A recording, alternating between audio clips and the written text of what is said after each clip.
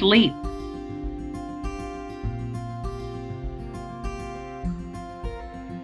Vital power is renewed in sleep. Every living thing sleeps. Men, animals, reptiles, fish, and insects sleep.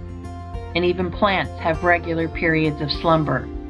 And this is because it is in sleep that we come in such contact with the principle of life and nature that our own lives may be renewed. It is in sleep that the brain of man is recharged with vital energy, and the principle of health within him is given new strength. It is of the first importance, then, that we should sleep in a natural, normal, and perfectly healthy manner. Studying sleep, we note that the breathing is much deeper and more forcible and rhythmic than in the waking state. Much more air is inspired when asleep than when awake, and this tells us that the principle of health requires large quantities of some element in the atmosphere for the process of renewal. If you would surround sleep with natural conditions, then the first step is to see that you have an unlimited supply of fresh and pure air to breathe. Physicians have found that sleeping in the pure air of out of doors is very efficacious in the treatment of pulmonary troubles, and taken in connection with the way of living and thinking prescribed in this book, you will find that it is just as efficacious in curing every other sort of trouble. Do not take any halfway measures in this matter of securing pure air while you sleep. Ventilate your bedroom thoroughly, so thoroughly that it will be practically the same as sleeping out of doors. Have a door or window open wide. Have one open on each side of the room if possible. If you cannot have a good draught of air across the room, pull the head of your bed close to the open window so that the air from without may come fully into your face.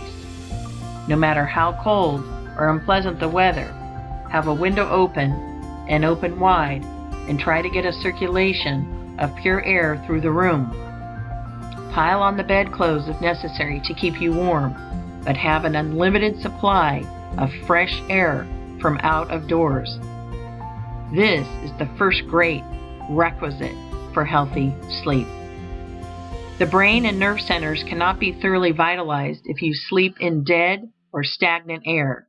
You must have the living atmosphere, vital with nature's principle of life. I repeat, do not make any compromise in this matter.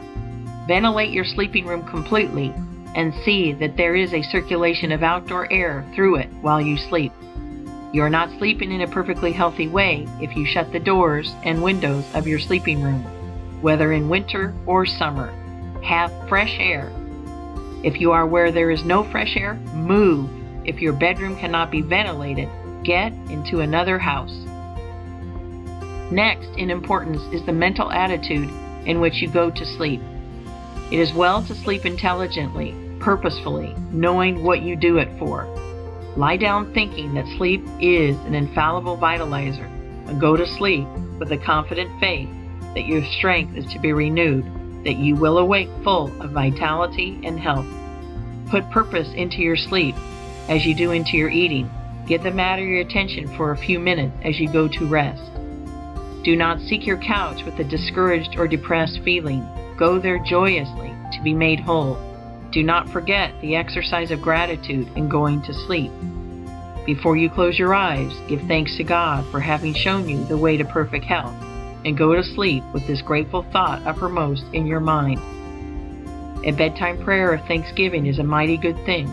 It puts the principle of health within you into communication with its source, from which it is to receive new power while you are in the silence of unconsciousness.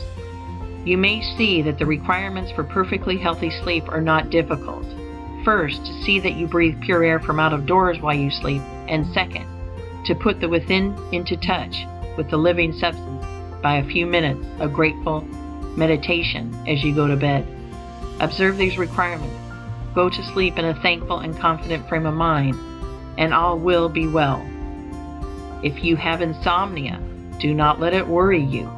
While you lie awake, form your conception of health. Meditate with thankfulness on the abundant life which is yours. Breathe and feel perfectly confident that you will sleep in due time, and you will. Insomnia, like every other ailment, must give way before the principle of health aroused to full constructive activity by the course of thought and action herein described. The reader will now comprehend that it is not at all burdensome or disagreeable to perform the voluntary functions of life in a perfectly healthy way. The perfectly healthy way is the easiest, simplest, most natural, and most pleasant way. The cultivation of health is not a work of art, difficulty, or strenuous labor. You have only to lay aside artificial observances of every kind, and eat, drink, breathe, and sleep in the most natural and delightful way. And if you do this, thinking health, and only health, you will certainly be well.